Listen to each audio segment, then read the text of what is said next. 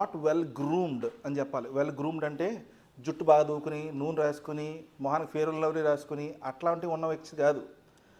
ఆ animal skin కట్టుకొని మాట్లాడే మాటల్లో కూడా అది మృదువైన మాటలు కాకుండా చాలా కటువుగా మాట్లాడేవాడు జాన్ ద బ్యాప్టిస్ట్. 400 సంవత్సరాల తర్వాత వీళ్ళందరికి ముందు కనిపించాడు. కనిపించి ఏం చేస్తున్నాడంటే, మారండి, రక్షణ పొందుకోండి, అంటే repent and believe the kingdom of heaven is at hand అనే లాంటి మాటలు మొదలుపెట్టి ఆయన ప్రచురపరుస్తున్నాడు. మాట్లాడేటప్పుడు he is not well dressed కదా, ఆయన చూసినప్పుడు పిచ్చోడు అనుకుని ఉంటారు చాలామంది. అలాంటి వాడు ఈరోజు తిరుగుతున్నాడు అనుకోండి, ఖచ్చితంగా పిచ్చోడని తీసి లోపల పెట్టేస్తారు జాగ్రత్తగా.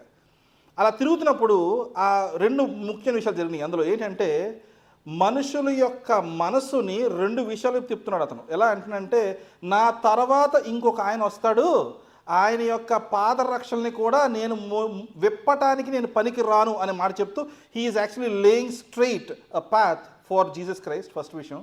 రెండోది ఏం చేస్తున్నాడంటే, రాజ్యం, పరలోక రాజ్యం గురించి ప్రచురపరుస్తున్నాడు. ఈ 2 విషయాలు జరుగుతున్నాయి. జరుగుతూ ఉన్న తర్వాత అదేవిధంగా యేసు ప్రభు వారు వస్తారు. వచ్చిన తర్వాత ఆయన ఏం చేస్తాడంటే, ముందుగా ఆయన, అంటే దీన్ని ఎలా ఉంటుందంటే, it is not that he is expressing his talent, ఆయనలో ఉన్న టాలెంట్ చూపించుకోవాలనే ఉద్దేశం కాదు. ఎందుకు చేసావు కూడా చెప్తాను. ఎందుకంటే ఆయన వెళ్ళి టెంపుల్లో వాళ్ళ తల్లి అయిన మరియమ్మ మరి జోసెఫ్ గారు ఇద్దరు కలిసి వెళ్ళి ఆ టెంపుల్కి వెళ్ళి పాస్ ఓవర్ ఫెస్టివల్ టైంలో ఆఫరింగ్స్ అర్పించి వెనక్కి వచ్చేసేటప్పుడు వీళ్ళ గుంపులో ఎవరితోనో ఉన్నాడు ఈయన అనుకుని వీళ్ళు ఇంటికి వచ్చేస్తారు. ఇంటికి వచ్చిన చూసేటప్పుడు ఆయన ఉన్నాడు. అందులో తిరిగిస్తే ఎలాగా ఆయన టెంపుల్ ఉండిపోతాడు. ఉండి ఏం చేస్తుంటాడు, అక్కడ ఉన్న పరిసయ్యులకి సద్దుకాయలకి మధ్య నుంచుని ఆయన ధర్మశాస్త్రాన్ని బోధించేస్తుంటాడు. వాళ్ళకి వీళ్ళు చూసి ఇదేంట్రా బాబు ఈయన ఇంతే ఉన్నాడు, ఇంత తెలివితేటలు ఎలాగా, ఈయనకి ఇంత నాలెడ్జ్ ఎలా వచ్చింది అనే విధమైన మాటలు అలా గమనించి they started paying attention to him. Focus ఆమె పడింది. He's not doing a talent show, but then he's gaining attention. అందరి యొక్క దృష్టిని ఆయన వైపు మరలించుకుంటున్నాడు. ఎందుకంటే అదే కదా ఆయన మినిస్ట్రీ. అయితే ఇలా చేయటం వల్ల 2-3 విషయాలు ఉన్నాయి అందులో. ఏంటంటే, ముందు ఆయన 2 విషయాలు చేయాలి. ఒకటి ఏంటంటే, ఆయనలో ధర్మశాస్త్రానికి సంబంధించిన ఆ జ్ఞానం ఉంది అని చెప్పి అంత ప్రచురపరుస్తూ, రెండో స్టేజ్గా ఇంకొక స్టెప్ ఏం చేయాలంటే, నేను ఆ ధర్మశాస్త్రాన్ని మీకిచ్చిన తండ్రి యొక్క కుమారుణ్ణి అని వాళ్ళకి తెలియజేయాలి. రెండో దగ్గర వస్తే తలకాయ నొప్పి. మొదట చేసినప్పుడు తలకాయ నొప్పి రాదు. ఎందుకని, ఈ పరిచయులందరూ చేసేది అదే పని కదా, వాళ్ళందరూ ధర్మశాస్త్రాన్ని బట్టి కొట్టేసి చెప్పడమే కదా. ఇప్పుడు ఈయన ఆ మొదటి స్టెప్లో బాగానే ఉంటాడు. రెండో స్టెప్కి వచ్చేటప్పుడు ఏమవుతుందంటే, ఈ యొక్క ధర్మశాస్త్రాన్ని బోధించే ఆ తండ్రి యొక్క కుమారుణ్ణి నేనే, మీరు నన్ను నమ్ముకుంటే కానీ తండ్రి దగ్గరికి చేరడు అనే ఆ 3వ స్టెప్కి వచ్చేటప్పటికి చంపేయడానికి ప్రిపేర్ అయిపోయాడు.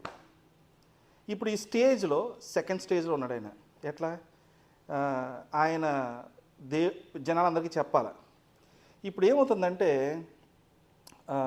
ఆ రోజుల్లో జనాలకి ఆయన తట్టు తిప్పుకోవడానికి మనకు తెలియకపోయి ఉండొచ్చు. ఒకవేళ ఆయన మనం అందరం అదే సమయంలో పుట్టుండి ఆయనతో పాటు మనకు జీవిస్తున్నాం అనుకో, అరే 30 ఏళ్ళ కుర్రోడు అంటే ఇగో శ్రీకాంత్ అంత వయసు ఉంటాడేమో, అంత వయసు కుమార్ సతీష్ ఇంత వయసు ఉంటాడేమో, ఇలాంటి కుర్రోడికి మరణం తక్కువ సమయం ఉంది అని చెప్పడానికి అవకాశం లేదు కదా. బట్ హీ నోస్ నా దగ్గర 3.5 సంవత్సరాల సమయం ఉంది. ఈ 3.5 సంవత్సరాల్లో నేను ఎంత చేయగలిగితే అంత చేసి నేను వెళ్ళాలి. దాంట్లో 3-4 స్టేజెస్ ఉన్నాయి. ఏంటి, ఒకటి, ఆయనేమో ధర్మశాస్త్రంలో ఆయన గ్రిప్ ఉందన్న విషయం చెప్పాలా. రెండోది, ఆయనే ఆ ధర్మశాస్త్రానికి రచించిన వాడికి కుమారుణ్ణి, ఆయన ద్వారా ఎవరు పైకి వెళ్ళారని చెప్పాలా. మూడోది, ఆయన వెళ్ళిపోతూ ఆయన లాంటి వాళ్ళని కొంతమందిని తయారు చేసి వెళ్ళాలి. ఇంత స్టేజెస్ ఉన్నాయి. ఇందులో ఆయన చేసేటప్పుడు కొంచెం తొందరగా he has to go faster because he knows how much time he has.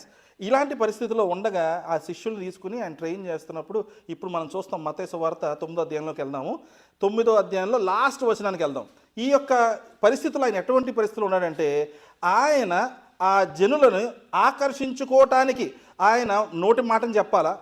ఈయన చెప్పే నోటి మాట ఆయన చెవులలో ఉండాలి అంటే వాళ్ళకి ఇంకేదో చేయాలి. ఏం చేయాలి తెలుసా, వీళ్ళకి ఏం చేయాలి, ఒకటి వాళ్ళు అనుకున్న విధాన్ని నెరవేర్చాలి. ఏమనుకుంటున్నారు వాళ్ళందరూ, మా కొరకు ఒక మెస్సయ్య వస్తాడు, ఒక రాజుగా వస్తాడు, వచ్చి ఈ యొక్క రోమీలందరినీ హతమార్చేసి మనకి ఆ రాజ్యాన్ని స్థిరపరుస్తాడు అని వాళ్ళు అనుకుంటున్నారు. అది చేయాలి. అది చేయడానికి వచ్చాడు యేసయ్య కాదు. ఆయన వచ్చిన ఉద్దేశమే వేరు, పర్పసే వేరు. ఆయన వచ్చే వీళ్ళకి ఇచ్చేది రాజ్యం కాదు, ఇక ఇహలోకంలో ఉన్న రాజ్యం కాదు, పరలోకున్న రాజ్యాన్ని ఇవ్వడానికి వచ్చాడు ఆయన. సో ఈ పరిస్థితుల్లో ఆయన ఏం చేస్తున్నాడంటే he's making his way towards letting all people know about the kingdom of heaven. అయితే ఈ విషయానికి ఆయన ఆకర్షించుకోవటానికి వాడినిది ఒకటి ఏంటంటే హీలింగ్. ఈ హీలింగ్ చేస్తూ యేసు ప్రభు వారి మినిస్ట్రీలో ఆ రోజుల్లో ఉన్నదానికి ఒక కారణం ఉందండి. ఏముంది తెలిసిన, అప్పట్లో అంతమంది వైద్యులు లేరు, అంత వైద్య సదుపాయం లేదు. వాళ్ళు ఎక్కడన్నా వెళ్ళి హీలింగ్ చేసుకోవాలి, ఫస్ట్ ఆఫ్ ఆల్ అది ఏ జబ్బు కూడా తెలియదు చాలామందికి. అలాంటి పరిస్థితుల్లో ఉన్న వాళ్ళకి యేసు ప్రభు ఏం చేశాడంటే హీ స్టార్టెడ్ హీలింగ్. అప్పుడు ఏమైంది, ఆ హీలింగ్ ఒక మీడియం అయ్యి జనాలందరూ వచ్చి ఆయన చెప్తున్న మాటలు వినడం మొదలుపెట్టారు. అప్పుడు ఏం చెప్పాడు వాళ్ళకి, నేనే మార్గము, నేనే సత్యము, నేనే జీవము, నా ద్వారా తప్ప తండ్రి దగ్గరికి ఎవరు వచ్చారడు అని చెప్పి అదే మాట, that's all, repent and believe the kingdom of heaven is at hand. Same message చెప్పుకుంటూ వెళ్తా ఉన్నాడు. ఇక్కడికి వచ్చేటప్పటికి ఏమవుతుందంటే ఈ 9వ అధ్యాయము మనం లాస్ట్ వచనం, let's go to 38th verse. ఒకసారి చదువుదాం. 38th verse చదవండి. కోత విస్తారమే గాని పనివారు కొద్దిగా ఉన్నారు గనుక తన కోతకు పనివారిని పంపమని కోత యజమానిని వేడుకొనుడని తన శిష్యులతో. ఇప్పుడు ఆయన ఏమడుగుతున్నాడు, కోత విస్తారంగా ఉంది, పనివారు తక్కువ మందిగా ఉన్నారు, కోత యజమానికి కోత పనివారిని పంపించమని ప్రార్థన చేయమని అడుగుతున్నాడు. ఒకసారి let's go and step out of this situation and think about 2 things. 1, కోత పనివారు అంటే ఆయనతో పాటు ఉన్న శిష్యులు, అలాంటి వాళ్ళు ఇంకా మల్టిప్లై అవ్వాలి. That's what he's asking for. ఈ కోత యజమాని అన్నది ఎవరు? తండ్రి అయిన దేవుడు. ఇప్పుడు ఈ యొక్క మెసేజ్ని ఇవ్వడానికి వచ్చింది ఎవరు? యేసు ప్రభు వారు. వీరిద్దరికీ తెలుసు పరిస్థితి ఎటువంటి పరిస్థితిలో ఉన్నారో. అంటే కోత విస్తారంగా ఉన్నదనే విషయం తెలుసు వాళ్ళకి, పనివారు తక్కువ ఉన్నారనే విషయం తెలుసు. కానీ పనివారిని పంపించాలి అనే మనస్తత్వం కలవకుండా ఉన్న వాళ్ళిద్దరు. ఇప్పుడు అన్నీ ఉంటున్నాడు, అరే బాబు కోతకు పనివారు తక్కువయ్యారు, మీరు సిద్ధపడి రండి అని అడగట్లా, ప్రార్థన చేయమని అడుగుతున్నాడు. కోత యజమానికి ప్రార్థన చేయండి, ఎవరిని? పనివారిని పంపించమని ప్రార్థన చేయమని. ఏ తండ్రికి తెలియదా పనివారు కావాలని? యేసు ప్రభుకు తెలియదా పనివారు కావాలని? ఆయన ఏం చేస్తున్నాడు, హీ ఈజ్ మేకింగ్ సంథింగ్. అది ఎలా ఉంటుందంటే మనం నిర్మలంగా ఉన్న వాటర్లో ఒక రాయి వేసాం అనుకోండి, అది వేవ్ కింద ఫామ్ అవుతుంది, తెలుసు అది, ఆ రిపిల్స్ అంటారు దాన్ని, అలా ఫామ్ అయ్యి అది పెద్దది అయ్యి అవుతుంటుంది. That is what is doing. He just throwing a stone in to the hearts of these disciples. ఏం చేస్తున్నాడంటే ఆ మాటను వాళ్ళకి చెప్పడంలో ఏం నేర్పిస్తున్నాడంటే, ఒరే నేనున్నప్పుడు మిమ్మల్ని సిద్ధపాటు చేశాను, నేను వెళ్ళిపోయిన తర్వాత మీరు పని చేసేటప్పుడు మీరు next stage you have to make disciples and baptize them in the name of the Father Son and the Holy Spirit. ఎందుకని? ఇది పెరగాలి అనే ఉద్దేశంతో ఆయన ఏం చేస్తున్నాడంటే, మీకు నేనున్నప్పుడు నన్ను అడుగుతున్నారు, నేను లేనప్పుడు ఏం చేయాలి? ప్రార్థన చేయాలి. ఆ ప్రార్థన తండ్రికి చెయ్యాలి. కోత విస్తారంగా ఉంది. ఇందులో 2 మాటలు ఉన్నాయి. ఏంటంటే, ఒకటి అక్కడ ఉన్న శిష్యులకి కోత విస్తారంగా ఉంది అని చూపిస్తున్నాడు. అసలు కోత విస్తారంగా ఉందన్న మాట ఆయన ఎందుకు మాట్లాడాడో గమనిద్దామా? ఒక్క వచనం వెనక్కి వెళ్దామమ్మా. 37వ వచనం చూడండి, ఏమన్నాడు అక్కడ, ఏముందో.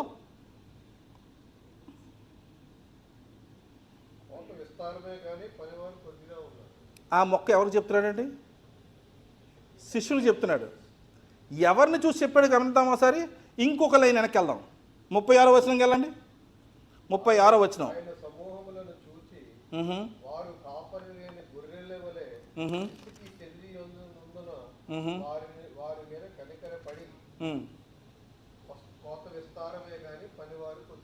ఇప్పుడు వీళ్ళందరూ యూదులండి అని అక్కడ ఏం రాస్తుంది, when he saw the crowds he had compassion on them అనే మాట మాట్లాడుతున్నాడు కదా.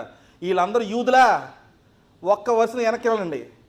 35వ వచనం చదవండి.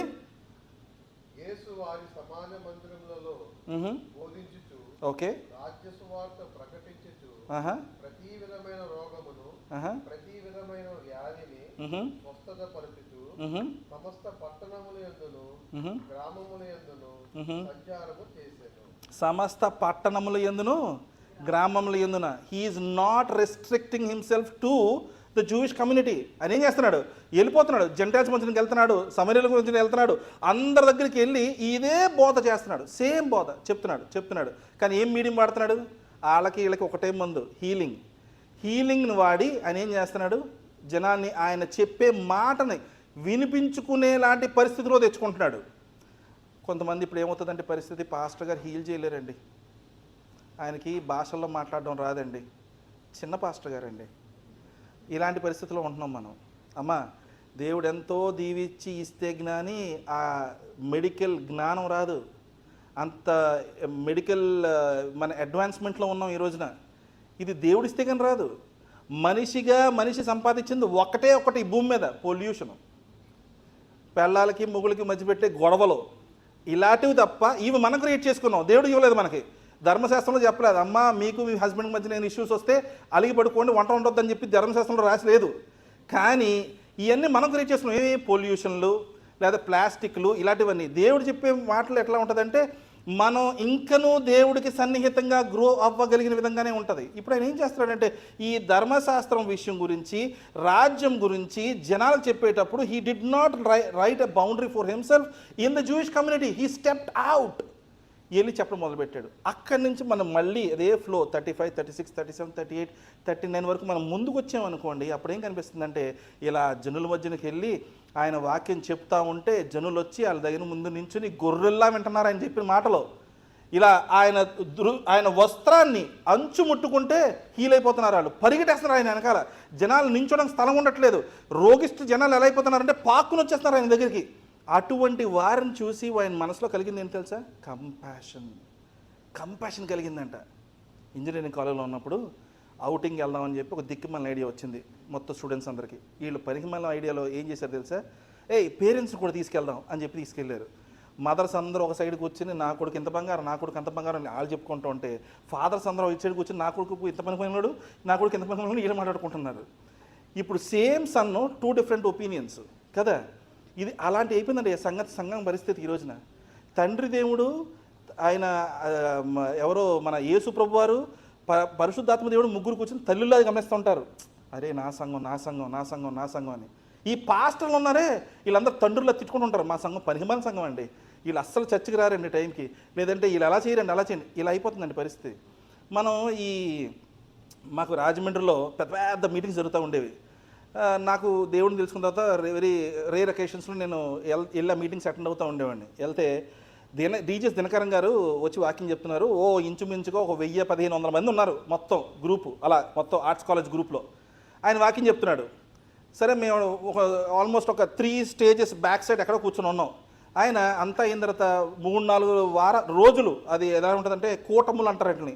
ఆ కూటములు జరుగుతున్నప్పుడు ఆ 3 రోజు 4 రోజు కూటమి అయిపోయిన తర్వాత లాస్ట్ డే కూటమి అయిపోయినప్పుడు ఆయన ఒక మాట అన్నాడు. ఏమన్నాడంటే, మీలో ఎంతమంది ఈ కూటమికి వచ్చిన తర్వాత దేవుణ్ణి నమ్ముకున్నారో వాళ్ళందరూ ముందుకు రండి, మీకోసమే ప్రార్థన చేస్తాను అన్నాడు. ఎలాగా? తెలుగులో అన్నాడా? ఇంగ్లీష్లో అన్నాడు ఆయన. ఇంగ్లీష్లో అంటే ఆ పక్కన ఉన్న ఆయన ఇంకో ఆయన తర్జుమా చేసాడు. మీకు తెలుసుంటుంది మీ పేరు, ఆయన పేరు నాకు గుర్తులేదు కానీ ఆ డీజెస్ దినకరన్ గారికి తెలుగులో తర్జుమా చేస్తాడు ఆయన. స్వతంత్ర కుమార్ గారు ఏదో పేరు మొత్తానికి, సారీ సువర్ణ రాజు గారు, ఎస్ థ్యాంక్ యూ, నిన్న కూడా నాకు గుర్తురాలేదు పేరు, సువర్ణ రాజు గారు. ఆయన తెలుగు చెప్తున్నాడు. చెప్తే గుంపులుగా లేచి ఒక 200 మంది ముందుకు వెళ్ళిపోయారు. మేము కూర్చుని ఉంటే ఆయన 200 మంది ముందు లేచి వెళ్ళిపోతున్నప్పుడు అప్పుడు నాకేం తట్లా. నేను మొన్న ఈ వాకింగ్ కోసం ప్రిపేర్ అవుతుంటే ఆయన గురించి ఎందుకు ఆలోచన వచ్చి అప్పుడు అనిపించింది ఏంటంటే, అక్కడున్న ఆ డీజెస్ దినకరన్ గారు వాక్యం ఇంగ్లీష్లో చెప్తుంటే దాన్ని అబ్సల్యూట్లీగా ట్రాన్స్లేట్ చేసి తెలుగులో చెప్తున్నాడు ఈయన పక్క నుంచి. అక్కడ లేచి వెళ్ళిన 200 మందిలో సగం మందికి ఇంగ్లీష్ రాదు, కానీ వాళ్ళు దేవుడు నమ్ముకున్నారు. ఎలా నమ్ముకున్నారండి? డీజెస్ గారు దినకరన్ గారు చెప్పిన మాటను బట్టి నమ్ముకున్నారా? ఈ ట్రాన్స్లేట్ చేసిన ఆయన బట్టి నమ్ముకున్నారా? ఆయనకు ఆ భాష రాదు కదా, దాంట్లో సగం మందికి ఆ ఇంగ్లీష్ భాష రాదు. ఈయన చెప్పేదే భాష చెప్తున్నాడు ఇందులోని. You have to believe the Lord Jesus Christ అని నరుతుంటే పక్క నుంచి మీరు వేసిపోయి నమ్ముకోండి బాబు అని చెప్తున్నాను అనుకోండి, ఎట్లా ఉంటుంది ఆలోచన చేయండి. ఇప్పుడు ఈయన డీజెస్ దినకరన్ గారు ఎందుకని హీఈస్ వెరీ కంపాషనేట్.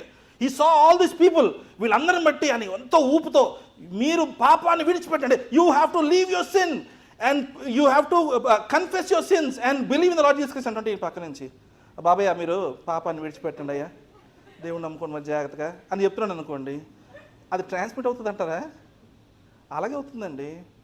ఆ రోజు యేసు ప్రభు వారు వారందరినీ చూసినప్పుడు ఆయన మనసులో కలిగిన ఆ యొక్క బాధ, కంపాషన్, తండ్రులందరూ కూర్చొని ఇంజనీరింగ్ కాలేజ్ చదువుతున్న పిల్లల కోసం చూసిన విధంగా చూడలే. మనం చెప్తున్నా ఆ రోజు మా తల్లిదండ్రులందరూ కలిసి కూర్చుని ఆలోచించినప్పుడు ఆ కుమారులందరూ ఎలా పనికి మానోళ్ళో మనందరం కూడా అదే పని మానోళ్ళమే ఖచ్చితంగా. కానీ తండ్రి దేవుడు చూసే లక్షణం, ఆయన ఉద్దేశం ఎట్లా ఉంటుందంటే మనం ఎటువంటి వారు అని చూడట్లేదు, ఆయన దాన్ని బైపాస్ చేస్తున్నాడు ఆ విషయాన్ని. హౌ ఈజ్ నవీన్ అనే విషయాన్ని బైపాస్ చేసి ఈడు నిత్య జీవనంలో ఉంటాడా ఉండడానికి చూస్తున్నాడంట.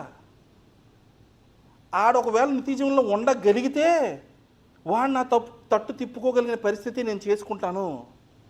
అదే యేసు ప్రభు వారు నమ్ముకోకుండా నరకానికి పోతున్నాం అనుకోండి, నాశనం అయిపోతున్నాం అనుకోండి, వాట్ ఆర్ వి గెయినింగ్? ఆయన యొక్క ఉద్దేశం ఏమై ఉందంటే, అరే ఇప్పుడేం చెప్తున్నాడు, ఇప్పుడు ఈ యొక్క వచనాలు మనం 4 వచనాలు చూసినప్పుడు మనకేమీ అర్థమైంది, ఆ యొక్క శిష్యులకి ఆయన మనసులో ఉన్న ఉద్దేశాన్ని వాళ్ళ మనసులో పెట్టడానికి ట్రై చేస్తున్నాడు. అరే బాబు, హార్వెస్ట్ ఇస్ ప్లెంటిఫుల్. ఎందుకంటాడు అన్నమాట, ఆయన లేచి ఏ ఊరికి వెళ్తే ఆ ఊరికి వెళ్ళిపోతున్నారు వెనకాల బ్యాగులు వేసుకుని, అవునా? ఆయన ఎంత తిరిగితే అంతే. ఆ 3.5 సంవత్సరాల్లో ఎన్ని ఊర్లు తిరిగితే అంతే. మరి ఆయన మనసు అక్కడ ఆగిపోయింది. ఓరే ఈయనేం తిరిగే 4 ఊర్లే కాదురా బాబు, ప్రపంచం అంతా మనుషులు ఉన్నారు, you have to go out and reach out to these people అనే మనస్తత్వం కలిగి ఆయన ఏం చేస్తున్నాడంటే, మీరు తండ్రి అయిన దేవుడికి ప్రార్థించండి. ఎవరి కొరకు? కోత ఎక్కువగా విస్తారంగా ఉంది, పనివారు కావాలని ప్రార్థించండి అని. ఇప్పుడు ఏమైంది, ఆ రోజు డిజిఎస్ దినకరన్ గారు వాక్యం చెప్తా ఉంటే 200 మంది ముందుకు వెళ్ళినప్పుడు దాంట్లో 100 మంది తెలుగు ఇంగ్లీష్ రాకపోయినా ముందుకు ఎందుకు వెళ్ళగలరంటే, ఈయన చెప్తున్న అదే మాటలు అంతే గంభీరంగా, అంతే అథారిటీతో, అంతే విశ్వాసము కలిగి ఈయన చెప్పాడు గనుక వాళ్ళ విశ్వాసంతో నమ్మి ఆయన తట్టు తిరగలిగారు.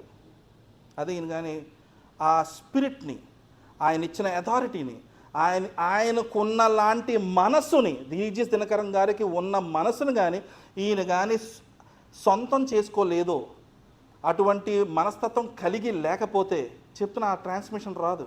ఈరోజు మనం ఎలా ఉన్నాం తెలుసా, యేసు ప్రభు వారు మనకిచ్చే వాక్యాన్ని మనం ట్రాన్స్మిట్ చేసేటప్పుడు ఆయనేమో గంభీరంగా అథారిటీతో ఆయన ఆశ గొనిగి, ఎలాగంటే విన్న ప్రతి వాడు మారాలనుకుంటాడు ఆయన. నిజంగా చెప్తున్నానండి, ఈరోజు ఎంత పెద్ద సమస్యలో ఉన్నామంటే మనం, విన్నవాడు ప్రతివాడు మారగలిగిన పరిస్థితి ఉంటే ఎప్పుడో ప్రపంచం అంతా క్రైస్తత్వంలో వచ్చేసేది. విన్న ప్రతివాడు మారట్లా, చెప్పిందే చెప్పాల్సి వస్తుంది, చెప్పి ఏ పరిస్థితికి వచ్చామంటే మనం 2 తిమోతికి వెళ్తే తెలుస్తుంది విషయం. చెప్పండి, 2 తిమోతికి వెళ్దాం ఒకసారి. 2 తిమోతి 4వ అధ్యాయము. ఇందా పాపం రివర్స్లో చదివాం కదా, ఇప్పుడు మనం స్టడీగా చదువుదాం అమ్మా. 2 తిమోతి 4వ అధ్యాయము. ఏమండి భలే ఉందండి. దేవుడు మరి ఆయన శిష్యుల కొరకు ఎంతో ఎలా అంటే ఒక రెస్పాన్సిబిలిటీ ఇచ్చాడు. మీకు ఇంకో విషయం చెప్పనా, ఆ శిష్యుల్ని ఎంచుకునేటప్పుడు వెళ్ళి ఆ నది ప్రక్కన నడుస్తూ ఉంటే పేతురు, ఆండ్రూ కనిపిస్తే, Peter, Andrew come I'm gonna make you fishers of men అని అంటాడు. అవునా? ఎందుకని ఆయన పిలుస్తున్నప్పుడు, ఒరే నీకు మంచి రాజ్యాన్ని ఇస్తాను, నీకు మంచి పెళ్ళాన్ని ఇస్తాను, నీకు బోళ్ళని ధనాన్ని ఇస్తాను అంటలేదు, ఆయన make you fishers of men అంటున్నాడు. ఈ విషయం చెప్పనా, ఆయనకు తెలుసు ఆయన జీవితం ఏమవుతుందో. పేతుర్ని తీసుకెళ్ళి తలకిందులుగా ఆయన్ని సిలువేస్తారన్న విషయం యేసు ప్రభుకి పిలిచిన రోజే తెలుసు. యేసు ప్రభుకి పిలిచిన రోజే తెలుసు. 12 మంది శిష్యుల్లో యోహాను ఒక్కడే నార్మల్ మరణం. అది కూడా నార్మల్ మరణం అంటే ఏజ్ వచ్చి చనిపోయాడు, కానీ still in confinement. He was in Patmos, జైల్లో ఉన్నాడు.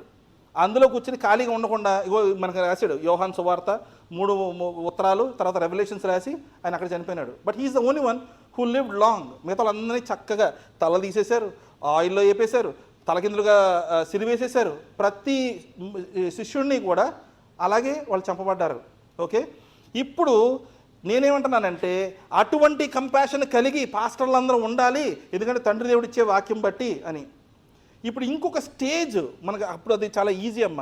ఆ రోజున ఆయన నా మాట చెప్పినప్పుడు, ఎందుకంటే ఎవరన్నా నించిన పేతురు, యేసు ప్రభు గారు ఆరోహణం పైకి వెళ్ళిపోయిన తర్వాత ఆయన యాక్ట్స్ చాప్టర్లో ఉంటుంది, ఒక 40 days దాటిన తర్వాత వాళ్ళందరూ కలిసి ప్రార్థన చేస్తూ ఉంటే ఆయన వాళ్ళ మీదకి ఆ యొక్క ఆత్మ వచ్చిన తర్వాత వాళ్ళ భాషలో మాట్లాడడం మొదలు పెడతారు. వీళ్ళ గురించి మాట్లాడుతున్నారు. పేతురు ఏం చేస్తున్నట్టు లేచి, ఒరే బాబు మేమేం తాగేసలేము, ఇగో this is what is happening అని ఏం చేశాను, he'll give them a little bit of background and preaches a good sermon. ఏమైంది ఆ రోజున? 3,000 మంది దేవుడిని నమ్ముకున్నారంట. 3,000 మంది. 3,000 మందిని ఊహించుకుంటారు అసలు బయట గ్రౌండ్లో నుంచి పెట్టి. మన బయట ఉన్న ఆ సంఘంలో కూడా 450 మంది ఉన్నారు. 3,000 మందిని ఊహించుకోండి. మన ఇండియన్ క్రికెట్ మ్యాచ్కి వెళ్ళి ఆలోచిస్తే కొద్దిగా మీరు నేను క్రికెట్ జరిగినట్టు ఉంది కదా, అది మళ్ళీ వీడియో ఆన్ చేసి చూస్తే ఆ స్టేడియంలో కనిపిస్తారు మీకు 3,000 మంది. అంతమందిని దేవుడు నమ్ముకున్నానంట ఒక్కసారి లేచి నుంచి బట్టి మాట్లాడితే. నేను చెప్పిన అదే వాక్యాన్ని ఈరోజు నించుని అదే కంపాషన్తో మళ్ళీ వాక్యం చెప్తే ఎవడు వినంట. ఎందుకు చెప్పనా? వాక్యం చెప్తుంది ఆ విషయం. విందాం, చూద్దాం, చదవడం ఎవరన్నా. 1వ వచనం నుంచి మొదలు పెట్టండి. 2 తిమోతి 4వ అధ్యాయము 1వ వచనం నుంచి మొదలుకొని 5 ఊరు చదవండమ్మా. ప్రియా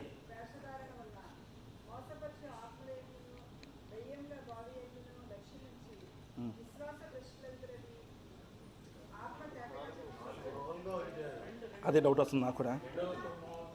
2 తిమోతి 4వ అధ్యాయం 1 నుంచి 5 వరకు చదవండి.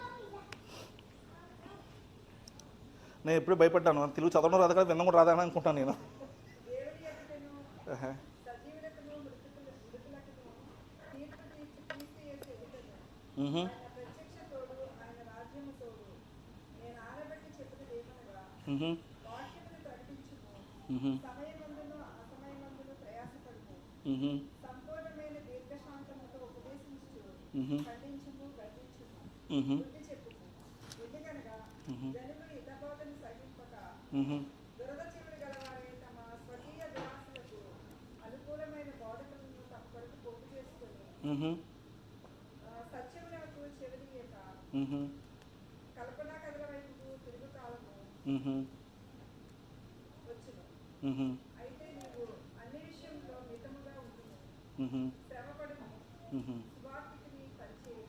ఆమేన్, ఆమేన్, ఆమేన్. అమ్మా, ఆ రోజు యేసు ప్రభు వారు శిష్యులతో మాట్లాడుతున్నప్పుడు, ఒరే బాబు, పనివారు లేరు, వినేవారు చాలామంది ఉన్నారు, తండ్రి దేవునికి ప్రార్థన చేయండి అని చెప్పి ఎక్కువ మంది పనివారిని పంపిస్తారంటే వీళ్ళు ఏం చేశారు? అదే పనిలో అదే ప్రార్థన చేస్తూ ఉన్నారేమో. తిమోతి దగ్గరికి వచ్చిన పరిస్థితి ఏమైపోయింది తెలుసా? ఇప్పుడు చెప్పేవాళ్ళు ఎక్కువ ఉన్నారు, వినేవాళ్ళ కంటే చెవులు దొరదొస్తున్నాయంట. పాస్టర్లు ఏం చేయాలి? అప్పుడు క్యూటిప్స్ పెట్టి తిరగాలి జేబులో. క్యూటిప్స్ అని తెలుసా? ఆ దూదులా ఉంటుంది కదా, స్టిక్ పెట్టుకుని వచ్చిన వాళ్ళందరూ, బాబు తీసుకుని అయినా కూర్చోండి. ఎందుకని? It's gonna make them ears clean. Itchiness ఉండదు. అది ఎంత మాట ఎటువంటిదంటే, ఈ రోజున వినగలిగిన చెవులు లేవు, వినాలని ఆశ కలిగిన మనసులు లేవు. పరలోక రాజ్యం గురించి మాట్లాడుతున్నాం అనుకోండి, ప్రపంచం ఏం చెప్తుందంటే, మీరు బతకగలిగింది ఒకే ఒక్క జన్మ. You will not have another life. Live as you like to live. మీకు నచ్చినట్టుగా బతకండి, బాగా తినండి, పడుకోండి, కళ్ళగనండి, బాగుపడద్దు. పరలోక రాజ్యం అంటే మేము చూడలేదు కదా. అలాంటి వాళ్ళకి ఏం చేయాలంటే కరెంట్ వైర్ తీసి పెట్టాలి. సడన్గా ఎలక్ట్రిసిటీ పెడితే అప్పుడు ఏమవుద్ది? కరెంట్ చూడలేవు కదా, ముట్టుకోని చెప్పి ఇవ్వాలన్నమాట తీసుకెళ్ళాడికి. పరలోక రాజ్యాన్ని మేము చూడలేదు కదా. ఇది ఎలా అయిపోతుంది అంటే, అమ్మ మీ అందరికి కూడా ఈ ఎక్స్పీరియన్స్ ఉండొచ్చు. ఈ స్కూల్ చదువుకున్నప్పుడు, ఇంటర్మీడియట్ చదువుతున్నప్పుడు ఒక్కొక్కదానికి ఒక గ్రూపు. మా స్కూల్ బ్యాచ్ 1998 బ్యాచ్ అంటే ఇది ఏదైనా కలెక్టర్ బ్యాచా ఏంటది, అలా పెట్టుకుంటున్నారు మా గ్రూప్స్లో, వాట్సాప్ గ్రూపుల్లో. అందులోనమ్మ యోగా గురించి మాట్లాడుకోవచ్చు, మెడిటేషన్ గురించి మాట్లాడుకోవచ్చు. ఇంకా ఒక స్టెప్ ముందుకు వెళ్తే మా ఇంట్లో దాన్ని ఏమంటారు, శ్రావణ శుక్రవారం వ్రతం ఉంది, ఈ ఊళ్ళో ఉన్న వాళ్ళందరూ రావచ్చు అని పెట్టుకోవచ్చు. యేసు ప్రభు గురించి మాట్లాడకూడదు. గట్టిగా 4 మాటలు మాట్లాడామనుకోండి, సడన్గా ఏమొస్తుందండి, అడ్మిన్ మన బయట దోస్తారు. అలాగా, అరే సారీ రా, అన్యాక్సిడెంట్లీ కొంతమంది బయటకి ఎగ్జిట్ అయిపోయి, అరే మీరు గ్రూప్లోంచి బయటకు వెళ్ళిపోవాల్సి వచ్చింది, we will bring you back అంటారు. అదే నెవర్ కమ్ బ్యాక్. ఖచ్చితంగా గమనిస్తున్నాను ఈ విషయాన్ని నేను. ఈ గ్రూపుల్లో మాట్లాడేటప్పుడు ఇంకోటి, ఫేస్బుక్ గ్రూప్స్ ఉన్నాయమ్మా. ఇప్పుడు మనం చర్చ పెట్టుకున్నాం కాబట్టి జనాలకు తెలియాలనే ఉద్దేశంతో దాంట్లో యాడ్స్ ప్లేస్ చేయాలనుకుంటే, దాంట్లో one of the conditions, be gentle in communicating to other people.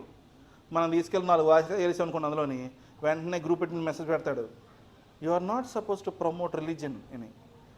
ఆడికి తీసి చూపించాలి. 4 పేజీల క్రితం ఏమున్నాయిరా బాబు, మాస్క్స్ గురించి ఉన్నాయి, టెంపుల్స్ గురించి ఉన్నాయి, వ్రతాల గురించి ఉన్నాయి, వినాయక చవితి ఇంకా మనం డిస్కస్ చేయడం లేదు ఇంకా అందులో ఆ డెప్త్ని, అవన్నీ ఉంటాయి. 4 వాక్యాలు మనం చెప్పడానికి ముందుకు వెళ్ళామనుకోండి, వెంటనే జరిగే విషయం ఏంటంటే, ఒక్కసారి మనకు చెప్తారు, నాన్న వద్దు, రెండోసారి చేసావు అనుకోండి, నువ్వే మాకొద్దు. ఏది, నువ్వు వాక్యం వద్దు ఫస్ట్, తర్వాత నువ్వే మాకొద్దు అని తీసి మనం పక్కన పెడతారు. ఇంకా మనం దాని తర్వాత ఎంత పుష్ చేసినా దాంట్లో సెండ్ వెళ్దాం. పోస్ట్ అంటే రిజెక్ట్ అంటుంటుంది అది. ఇప్పుడున్న పరిస్థితి ఎట్లా ఉన్నదని ఇక్కడ వాక్యం చెప్తుందంటే, మనం చూడండి అక్కడ మంచి మాట అన్నాడు. ఆ రోజున ప్రార్థన చేయమని చెప్పాడు ప్రభు. ఈరోజు ఏం చెప్తున్నాడంటే, I give you this charge, preach the word, be prepared in season, out of season, to correct, rebuke and encourage with great patience and careful instruction. ఈ మొక్క చెప్పాడు. దీని తర్వాత ఏమంటారు తెలుసా?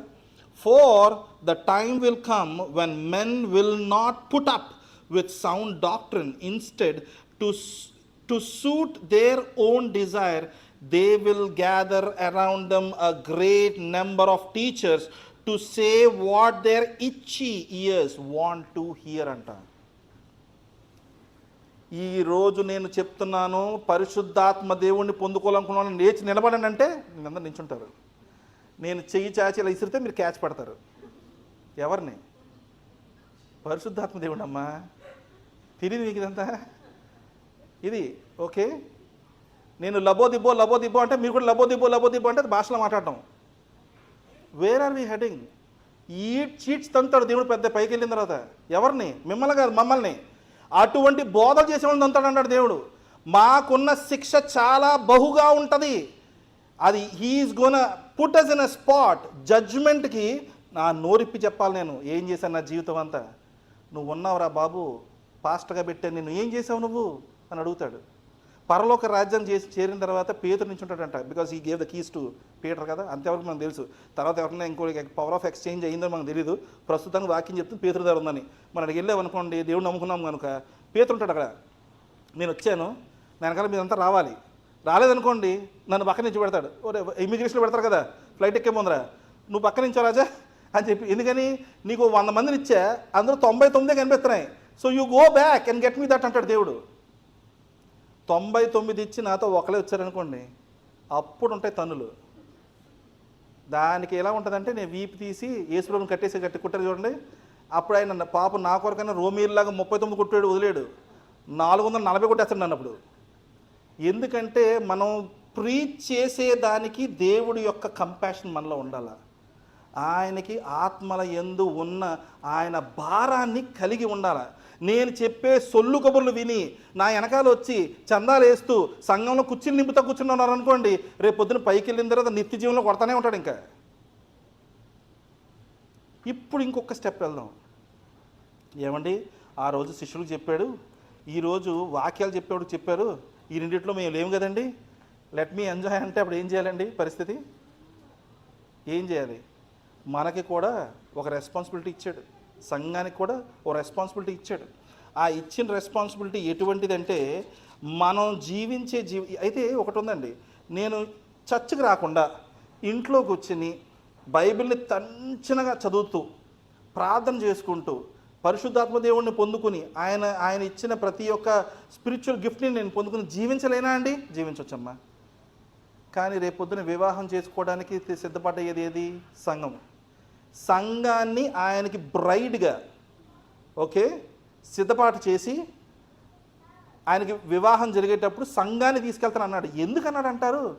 అదే బైబిల్ మీ ఎంత కష్టపడి చదువుతున్నారు, ఇంట్లో కూర్చొని ఒంటరిగా ఏముంటుందంటే, నాకు ఎవరు అక్కర్లేదు లైఫ్లో, నాకు నా దేవుడు ఉన్నాడు చాలు అని అన్నారు అనుకోండి.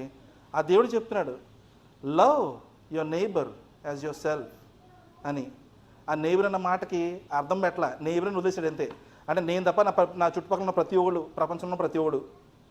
ఇటువంటి సంఘంలో ఆయన మంచి ఎగ్జాంపుల్ చెప్పాడు. ఎట్లాంటిదంటే, ఒంటరిగా ఉన్నప్పుడు స్టిక్స్ ఉంటాయి కదా, మనం క్యాంప్ ఫైర్ వేసుకున్నాం అనుకోండి, స్టిక్స్ ఉంటాయి, అవన్నీ మంట ఎదుగుతూ ఉంటుంది. అందులోంచి ఒక స్టిక్ తీసి పక్కన పాతామనుకోండి, అది ఎలిగి ఎలిగి ఎలిగి ఎలిగి ఆఫ్టర్ సర్టన్ టైం మెల్లిగా దాంట్లో ఉన్న ఫైర్ ఆగిపోతూ ఉంటుంది. దాన్ని తీసి మళ్ళీ గుంపులో పెట్టామనుకోండి, అది మళ్ళీ ఎదుగుతూ ఉంటుంది. ఈ యొక్క వారంలో ఒకరోజు చేసే పని ఏంటా అంటే, ఈ బయటికి ఒంటరిగా వెళ్ళేది. మీరు అందరూ చూడండి, we're all gather here today, but tomorrow we gonna step individually. 6 రోజుల సమయంలో ఏమవుతుందంటే, మనలో ఉన్న ఆ యొక్క వాక్యం యొక్క ఆసక్తి కానీ ఇవన్నీ మెల్లగా డై అవుట్ అవుతుంటాయి సాటర్డేకి. అప్పుడు ఏం చేయాలి? సండే పొద్దున్న లేచి పడుకొని వచ్చేయాలి. ఎందుకని? Again to have that spirit filled inside us. ఆత్మతో నింపబడడానికే వస్తున్నాం. నేను చెప్పే వాక్యంలో ఉంది ఆత్మ, కాదమ్మా, మన ఆరాధనలో ఉంది ఆత్మ. ఎక్కడంటే మనం నించుని మన నోరు స్వరాన్ని ఇప్పి పాడుతూ ఉంటే, ప్రభువుని హెచ్చిస్తూ ఉంటే అక్కడ ఉంది పరిశుద్ధాత్మ. అది పొందుకోవాలా. దాని తర్వాత 2-3 మాటలు ఆయన మాట్లాడతాడు. ఎటువంటి విషయాలు మాట్లాడతాడంటే మన జీవితాల్లో మార్పు చెందే విధమైన విషయాలు. మనం ఫస్ట్ స్టెప్లో వచ్చి ఏం చేస్తున్నామంటే ఆయన ఆహ్వానిస్తున్నాం, ఆయన సింహాసనం మీద కూర్చోబెడుతున్నాం. ఆయన వచ్చిన తర్వాత ఆయన ఇచ్చిన మాటలు బట్టి ఏమవుతుందంటే ఇంకనూ మన జీవితాల్లో మారాల్సిన విషయాలు ఏమైనా ఉన్నాయని చెప్పి ఆ మార్పు చెందటానికి వాక్యాన్ని ఇస్తాడు. అందువలన మన జీవితంలో ఈ రోజున్న పరిస్థితి ఎటువంటిదంటే, పేతురులా నేను నిలబడి చెప్తానండి వాక్యం 3000 మంది మారతారని అంటే నేను శిలాలు కట్టేస్తారు జనాలు. నేను నించుని వాక్యం చెప్తే 3000 మంది మారారు అనుకోండి, స్టాచ్యూ కట్టేస్తారు ఇండియాలో. మా అమ్మ కట్టేస్తారు ఫస్ట్ పెద్ద స్టాచ్యూ నా కోసం. ఎందుకంటే అటువంటి ఓళ్ళు లేరమ్మా ఈ రోజుల్లో. వాక్యం చెప్తుంది ఇచ్చి ఇయర్స్ ఉన్నాయంట, వినలేని తత్వాలు ఉంటాయంట మనలో. అందువల్ల వాక్యం చెప్పేదానికి ఈ రోజున పాస్టర్లకి ఇంకో మాట ఏం చెప్తున్నాడంటే, you keep your head in all situations, endure hardship, do your work of an evangelist, discharge all the duties of your ministry. ఏమేమి చేయాలా చేసుకుంటా పోతుండాలంట పాస్టర్లు. అయ్యా గారడీలు చేయబాకండి, చెప్పిన వాక్యాన్ని ప్రచురపరచడం, తర్వాత దేవుడి యొక్క రాజ్యాన్ని మనం విస్తారం చేయడానికి మాట్లాడటం, తర్వాత పరలోక రాజ్యానికి సంబంధించిన విషయాలు ఏవైతే భూమి మీద ఉన్నాయో, అరే ఇంకో జన్మ లేదంటే ఈ ఉన్న జన్మ దేనికి ఇచ్చాడో కనుక్కోండి రా బాబు, జీవితాన్ని దేవుడు కొరకు మలిచి జీవించడం నేర్చుకోండి అని చెప్పగలగటం. ఉన్నాయి కదా తాగి తిరిగితే ఏమవుతుంది, జీవితం పాడైపోతుంది. ఈ విషయాల్ని చెప్పగలిగిన రెస్పాన్సిబిలిటీ నాకు ఎక్కడుంది, మీకు ఎక్కడుంది, అన్ని చోట్ల ఉంది. మీరు ఎక్కడెక్కడికి వెళ్తున్నారో అక్కడ ఉంది. ఇదేమవుతుందంటే చాలాసార్లు నాతో సహా ఈ మిస్టేక్ చేశాను.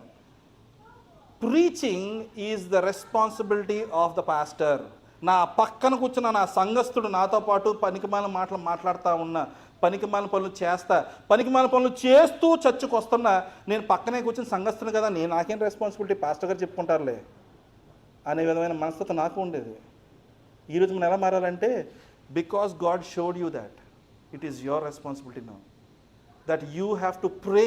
ఎట్లా, అదిగో కోత కోసం పనివారిని పంపించమని పరలోక రాజ్యంలో ఉన్న తండ్రికి ఏ విధమైన ప్రార్థన ఆ రోజు చేయమని యేసు ప్రభు చెప్పాడో, ఈ రోజు నీ పక్కన ఉందమ్మా కోత, కానీ తప్పు చేస్తుంది. ప్రార్థన చేయాలా, మార్చడానికి ఇంటర్వ్యూన్ అవ్వాలా. Do your duties diligently. Let us pray. నించుందాం. ప్రభువా నీకు వందనాలయ్యా, యేసయ్యా నీకే కృతజ్ఞతాస్తుతులు. నీ మాటను బట్టి నాయన తండ్రి, మీరు మాట్లాడిన మాటలను బట్టి అయ్యా మా జీవితాన్ని మేము మార్చుకోవడానికి, నీ తట్టు తిరగడానికి అయ్యా నువ్వు చూసే చూపుతో, ఆ కంపాషనేట్ హార్ట్స్తో నాయన నశించిపోతున్న ఆత్మను మేము చూసి ముద్ద తెగ్గకుండా ఉండేలాంటి పరిస్థితి మాకు ఇవ్వు ప్రభువా. నాయన తండ్రి, మా చుట్టుపక్కల ఉన్న వాళ్ళు ఎంతోమంది ఇంకా మిమ్మల్ని ఎరగకుండా జీవిస్తున్న వారు ఉన్నారు. వారికి నీ వాక్యాన్ని చెప్పగలిగిన ద్వారాలు మీరు తెరవమని, అటువంటి మనసులు మాలో పెట్టమని యేసయ్యని బతిమాలి బతిమాలి బతిమాలి అడుగుతున్నాము. యేసయ్య నీ బలమైన నామంలో అది సాధ్యపరచమని, యేసయ్య అతి శ్రేష్టమైన నామంలో అడిగి బతిమాలి వేడుకుంటున్నాం తండ్రి. ఆమేన్.